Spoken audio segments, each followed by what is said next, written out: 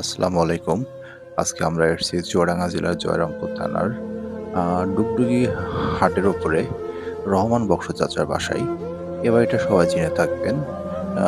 দ্বিতল একটা বাসা আ রোডস অ্যান্ড হাইওয়ের জমিতে তৈরি। চাচা ভিক্ষাবৃত্তি করে সমস্ত বাড়িটা দিনে রড, সিমেন্ট, বালু কিনে সম্পূর্ণটা নিজের হাতে তৈরি করা। কোনো মিস্ত্রি এবং কোনো কারিগরের সহযোগিতা ছাড়া নিজের হাতে তৈরি করা।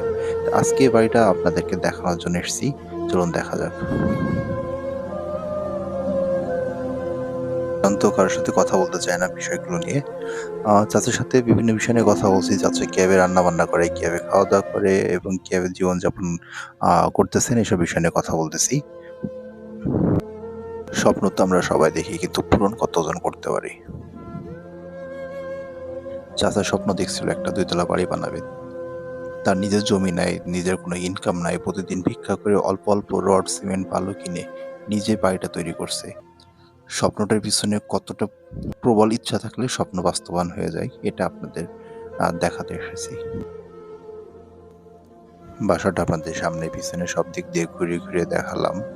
এখন সামনে দেখাবো, এই যে সাইডে দেখছেন সিঁড়ি বানানো ২ তলাতে ওঠার জন্য। চাচা সম্পূর্ণটা নিজের হাতে বানিয়েছেন। ২ তলাতে রুম বানিয়েছেন। ২ তলা ছাদের উপর উঠানোর জন্য আবার মই বানানো আছে। দরজাগুলো বানিয়েছেন উনি শাটার দিয়ে। শাটারগুলো নাকি ওনার নিজের হাতে লাগানো। তারপরে সামনে একটু টাইলস বসিয়েছেন। আসলে অভাবনীয় একটা ব্যাপার। চিন্তা শক্তি আসলে কতটা ইচ্ছা থাকলে এভাবে বাস্তবায়ন করা সম্ভব হয়।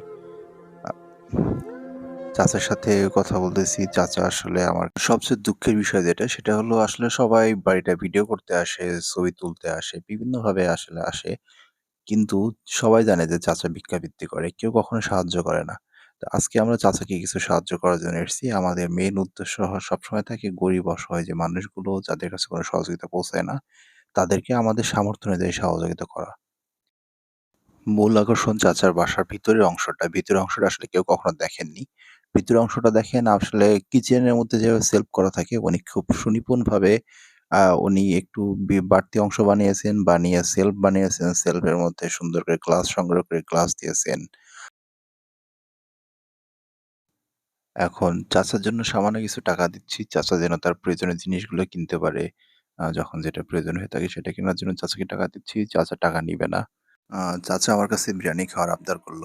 আমি এদিকে একদিন আসলে চাচার জন্য বিরিয়ানি আনবো এবং সেদিন আপনাদের সমস্ত ঘরটা উপরতলা, নিচতলা, ২ তলা সমস্তটা আপনাদেরকে ঘুরে দেখাবো এবং চাচা কিভাবে তৈরি করছে বিস্তারিত সবকিছু জানানোর চেষ্টা করব ইনশাআল্লাহ।